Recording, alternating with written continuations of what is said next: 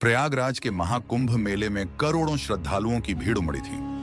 गंगा किनारे आस्था और भक्ति का माहौल था, लेकिन इसी भीड़ में एक लड़की अकेली खड़ी थी, काले बुर्के में, घबराई हुई, चारों ओर नजरें घुमाती हुई। उसका नाम महक था और वो खुद एक पुलिस अधिकारी थी, लेकिन इस वक्त वो खुद को असहाय महसूस कर रही थी। सुबह से ही वो मेले में सादी वर्दी में गश्त कर रही थी, लेकिन अचानक भीड़ में बिछड़ गई। उसका मोबाइल चोरी हो चुका था और उसने वॉकी टॉकी भी खो दिया था।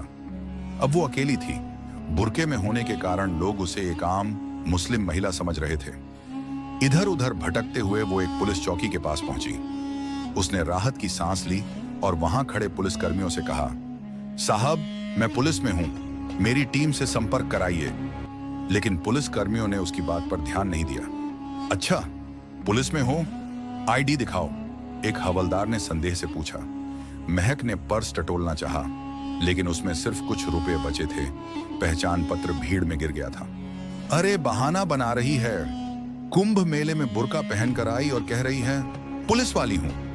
दूसरे सिपाही ने व्यंग्य किया। महक को गुस्सा आया, लेकिन उसने खुद को शांत रखा।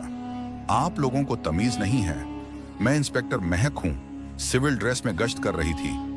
लेकिन कोई उसकी बात मानने को तैयार नहीं था। बड़ी आई पुलिस वाली, चल यहां से निकल।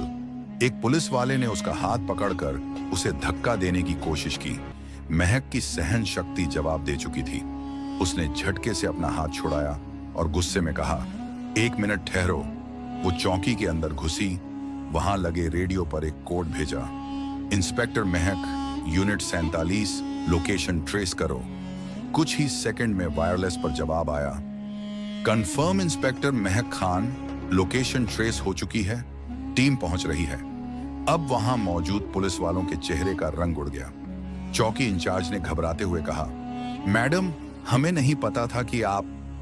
महक ने तीखी नजरों से देखा और बोली, तुम्हारी ड्यूटी यही सिखाती है कि जो औरत बुर्के में हो उसकी इज्जत मत करो। अगर मैं पुलिस में नहीं होती तो क्या मेरी कोई इज्जत नहीं थी? उन पुलिसकर्मियों ने सिर झुका लिया। तभी महक की टीम वहां पहुंची। महक ने बिना कुछ कहे अपनी वर्दी निकाली और पहनी।